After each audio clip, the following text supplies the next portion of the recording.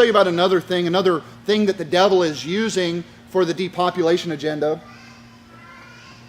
It's called the Georgia Guidestones. You guys know about the Georgia Guidestones? This is about 5 hours up the road from us. I'll just read this to you. It says, in the Georgia Guidestones is a granite monument erected in 1980 in Elbert County, Georgia, in the United States. A set of 10 guidelines is inscribed on the structure in 8 modern languages, and a shorter message is inscribed at the top of the structure in 4 ancient language scripts. So of the things that they list here, there's like 10, it's commonly called the 10 Commandments of the New World Order, right? It was paid for by a guy that used the pseudonym R.C. Christian, which many people assume that is like a Rosicrucian. He was probably a Freemason or some Antichrist secret society. None of that can really be proven. But what is easy to prove is what it says in 10 different languages all the way around it, right? The first commandment, maintain humanity under 500 million in perpetual balance with nature. There's almost 8 billion people. That's over 95% of the population have to die. Their goal is to destroy 95+% of the population. That's the devil's desire for the earth. That's their goal. The 6th statement on there, it says, let all nations rule internally, resolving external disputes in a worldly court.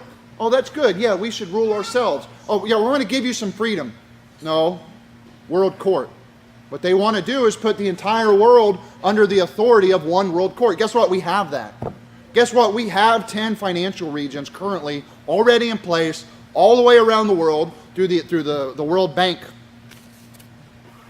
When it talks about this world court, though, it reminds me of the 7 laws of Noah. Is anybody familiar with this?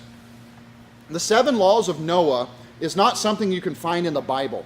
They call it the Noahide laws. This is taught in the Babylonian Talmud. This is something that I believe will be used in the end times for the depopulation agenda. It talks about, in the Talmud, in modern satanic Judaism, no, okay, this isn't biblical Judaism, it says that there are 7 laws basically for everyone that is not Jewish. These 7 laws are for the whole world, but they don't pertain to the Jews, right? So what they want to do is have a world order by these 7 laws, and one of them is to not curse their God. So when the Jews say, this Antichrist is our God, they will have a law that they can thereby behead you with. Right? Another one that they institute is to establish a world court for justice. Again, why do we have to have a global hierarchy? You know, I mean, hey, can't we just be Floridians? Can't we just be Jacksonvillians or whatever, right? You think about it, but you know, the goal here is to get the entire world under the structure of one man, so when that one man is controlled by the devil, he has great power and authority over the world. We know it's going to happen. We've already read Revelation chapter 6. One of the last things it says on the Georgia Guidestones, it says, be not a cancer on the earth. Leave room for nature. It's calling human beings cancer. Hey, I think abortion clinics are cancer. Okay? I think these gay bars that are all over Riverside up here, that's cancer. That's a cancer to this city, and God's going to judge it. In Isaiah 45, it says, for thus saith the Lord that created the heavens, God himself that formed the earth, and made it, he hath established it, he created it not in vain, he formed it to be inhabited. I am the Lord, and there is none else. God created the earth to be inhabited. God wants us to have as many children as we can. There is no such thing as overpopulation. I've heard it said that you could fit all of the 7.6 billion people in the world just in the city limits of Jacksonville, Florida. We got a pretty big city, mind you. Now, you might not have much room, might not be able to stretch out, but we could fit all the people individually there, right? If anybody's ever driven through West Texas, there's plenty of room. We're not out of room on the planet. There's plenty of room for people to have enough acreage. They could grow their own food and sustain themselves, but obviously that is not the economy and the society that we live in today. So anybody that tells you, oh, we're running out of room, there's too many people, that's a lie from the devil. The devil wants to destroy lives. You're in Proverbs chapter 8. I want you to see verse number 32. Now therefore, hearken unto me, O ye children, for blessed are they that keep my ways. That blessed are they that keep my ways. Hear instruction and be wise, and refuse it not. Blessed is the man that heareth me, watching daily at my gates, waiting at the posts of my door. For whoso findeth me findeth life, and shall obtain favor of the Lord.